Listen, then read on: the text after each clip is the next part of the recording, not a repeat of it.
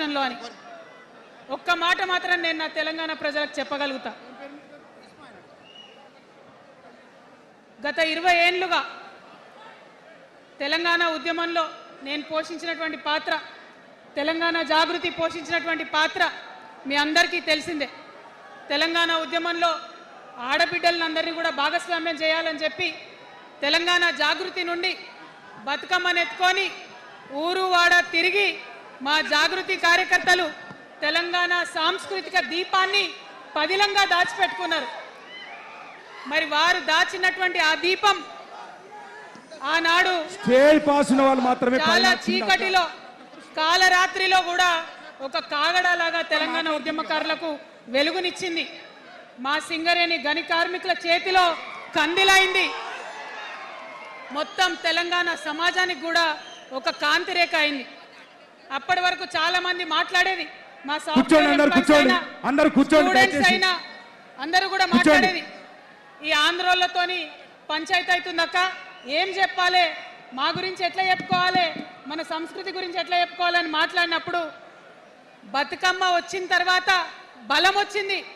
బతుకమ్మ పాట వచ్చిన తర్వాత ఇది మా సంస్కృతి, ఇది మా పండుగ, ఇగో గిది తెలంగాణ అని ఎత్తిన ప్రతి బతుకమ్మలో కూడా జై తెలంగాణ జెండా పెట్టి మా ఆడబిడ్డలందరూ కూడా బతుకమ్మ అంటే ఏందో ప్రపంచానికి పునఃపరిచయం చేసుకోవడం జరిగింది.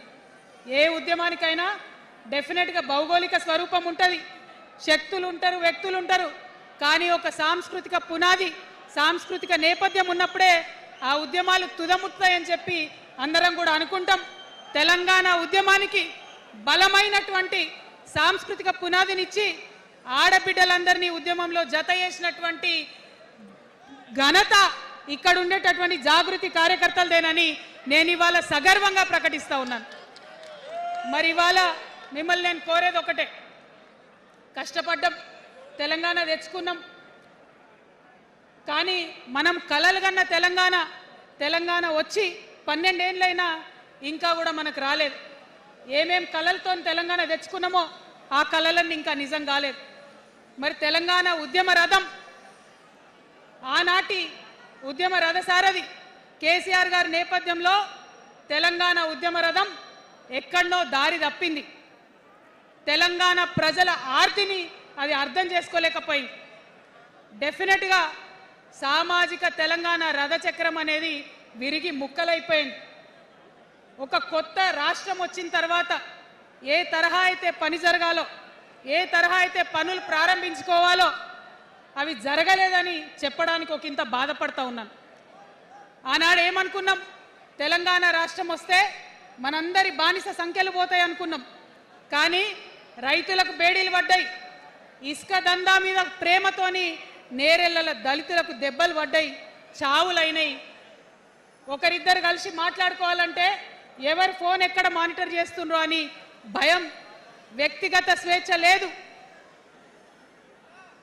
దారుణమైనటువంటి నిఘా నీడలో తెలంగాణ అంతా కూడా బతికింది. ఇది వాస్తవం. మనం అనుకున్న కలల తెలంగాణ రాలేదన్నది ముమ్మాటికి వాస్తవం. మరి అటువంటి సందర్భంలో నేను ఇవాళ మీ అందరికి ఒక మాట చెప్పాలి. ఆనాడు పరిపాలించిన కుటుంబంలో నేను కూడా ఒక భాగం. ఆనాడు పరిపాలించిన కుటుంబంలో ఒక భాగమైనందుకు కొన్ని విషయాలకు నేను సిగ్గుపడతా ఉన్నాను. తెలంగాణ ప్రజల్ని క్షమించమని కూడా కోరుతా ఉన్నాను. కానీ తెలంగాణ సాధించినందుకు మాత్రం చాలా గర్వపడుతున్నాను. నా జన్మ ధన్యమైందని చెప్పి భావిస్తా ఉన్నాను. మరి అనేకమైనటువంటి తప్పులు జరిగినాయి, అనేకమైనటువంటి నేరాలు జరిగినాయి, అనుకున్నటువంటి తెలంగాణ సాధించుకోలేదు. మరి ఆ తప్పులో ఎక్కడో ఒక దగ్గర నాకు భాగం ఉందని చెప్తున్నప్పుడు మరి కేవలం క్షమాపణ చెప్తే సరిపోతుందా? ఏ తెలంగాణ అయితే కావాలనుకున్నామో, ఏ సామాజిక న్యాయ తెలంగాణ అయితే రావాలని అనుకుంటున్నామో దానికోసం నడుం బిగించి కష్టపడి పని చేయాల్సిన అవసరం కూడా ఉంది. మరి ఇవాళ పని చేయడం కోసమే తెలంగాణ రాష్ట్ర సేన ఇవాళ తెలంగాణ ప్రజల ముందుకు వచ్చింది. రేపటి నుంచి మీరు చూస్తారు మా పని ఎట్లుంటుందో, మా పనితీరు ఎట్లుంటుందో.